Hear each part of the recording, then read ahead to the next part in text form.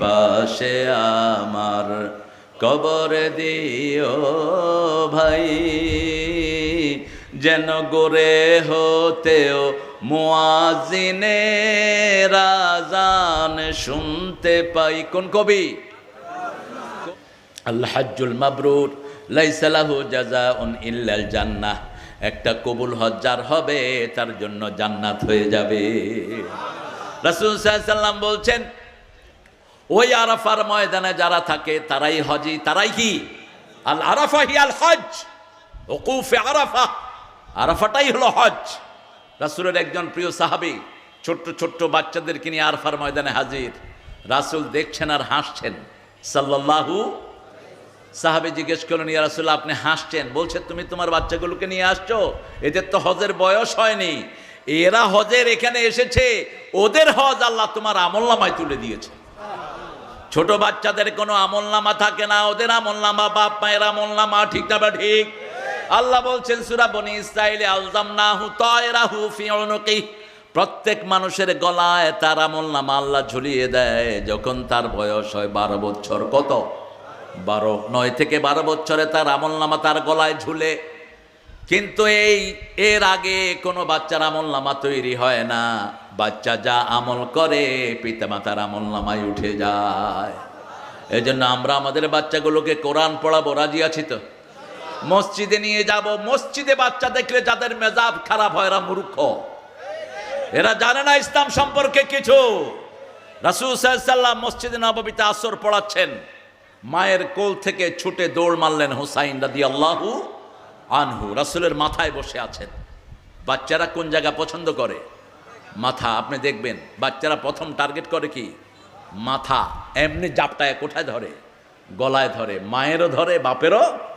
সুযোগ পাইলেই হয়। সুযোগ পাইলে পা দুইটা ঘাড়ে উঠায়া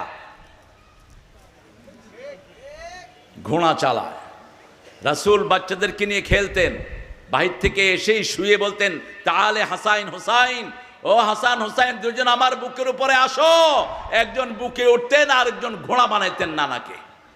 সাইয়েদনা ওমর রাদিয়াল্লাহু আনহু এসে দেখেন ঘাড়ের উপরে হুসাইন, পিছনে হাসান হাঁট হাঁট করছেন। তিনি কাঁদলেন আর বললেন, ও হাসান হুসাইন, দুনিয়া আখিরাতের সর্বশ্রেষ্ঠ বাহন আল্লাহ তোমাদেরকে দান করে দিয়েছে। রাসূল সাল্লাল্লাহু আলাইহি সাল্লাম বলেন, বাহনই শ্রেষ্ঠ নয়, বাহককেও আল্লাহ শ্রেষ্ঠ করে দিয়েছেন। রাসূলের সাথে থেকে থেকে দুইজন জান্নাতের ইমাম হয়ে গেছে। রাসূল সাল্লাল্লাহু আলাইহি সাল্লাম সিজদা লম্বা করে দিলেন আসরের নামাজ।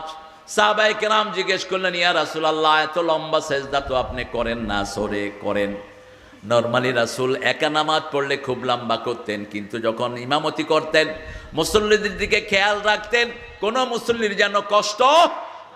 আপনারাও খেয়াল রাখবেন, ইমাম সাহেবও খেয়াল রাখে। আমাদের দেশের ইমাম আলহামদুলিল্লাহ সবাই মুস্তাকাল, নামাজই তো পড়ায় শর্ট, আর খেয়াল রাখবে কি? আর এত শর্ট নামাজ বোধহয় আমাদের দুনিয়াতে কোথাও নাই, বাংলাদেশে যত শর্ট হয়। মাশাআল্লাহ, আদান দিতে কয় সেকেন্ড লাগিচ্ছে? 30 সেকেন্ড। এটা ঘড়িতে গণায় গণায় 30 সেকেন্ড। কত বড় আল্লাহর ওলি দেখছে। মুয়াজ্জিন কখন মাইক ধরে আর কখন ছাড়ে এই হিসাব রাখে। আল্লাহ তোমাকে বরকত দিক। বলবা আর একটু লম্বা করতে, আর একটু কি করতে? মসজিদের পাশে আমার খবর দিও ভাই, কারো শক্তি নাই। বলেন, মসজিদের পাশে আমার কবর দিও ভাই, যেন গড়ে হতেও মুয়াজ্জিনের আযান শুনতে পাই। কোন কবি? কোন কবি? ওনার কবর কোথায়? মসজিদের পাশে। কি অনুভূতি! কত দরবেশ আল্লাহর ভক্ত, নবীজির উম্মত, এই মসজিদে করে রে ভাই কোরআন তেলাওয়াত। আমি তাদের সাথে কেঁদে কেঁদে আল্লাহর নাম জপতে চাই, আল্লাহর নাম জপতে চাই। মসজিদেরই পাশে আমার। আল্লাহ কবুল করুক, আল্লাহ কবুল করুক। কিন্তু আপনার নামাজ নাই, মসজিদের পাশে না, বাইতুল রাসূলের কবরের পাশে কবর দিলে লাভ হবে না। আপনার নামাজ থাকতে হবে, ঠিক না ঠিক? আপনার রোজা থাকতে হবে, আমল থাকতে হবে। আল্লাহ রাব্বুল আলামিন বলছেন, শুনো কারা মসজিদ আবাদ করবে, ইন্নামা ইয়ামুরু মাসাজিদাল্লাহি মান আমানা বিল্লাহি ওয়াল ইয়াউমিল আখির ওয়া আকামাস সালাত ওয়া আতাজ যাকাত ওয়া লাম ইয়াখশা ইল্লাল্লাহ। কষ্ট হচ্ছে আপনাদের? একটু জোরে বলেন তো আল্লাহু আকবার। হইছে?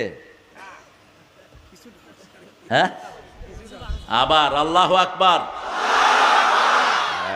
এখন একটু হয়েছে। এটাই তো আমাদের আসল স্লোগান, আমাদের অন্য কোনো স্লোগান নাই। জয় আমাদের স্লোগান না, ওটা হিন্দু ভাইদের মন্দিরের স্লোগান। জয় রাম, সিয়া রাম, জয় জয় রাম, জয় হোক। আমাদের ধর্মীয় স্লোগান হলো আল্লাহু আকবার। স্লোগান মসজিদে আল্লাহু আকবার, জানাজায় আল্লাহু আকবার, একামতে আল্লাহু আকবার, ঠিক না ঠিক?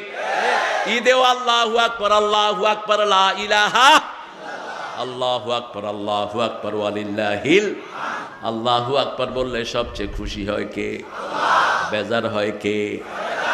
শয়তান এখানে নাই, মানুষ আছে যেখানে, ইবলিস আছে।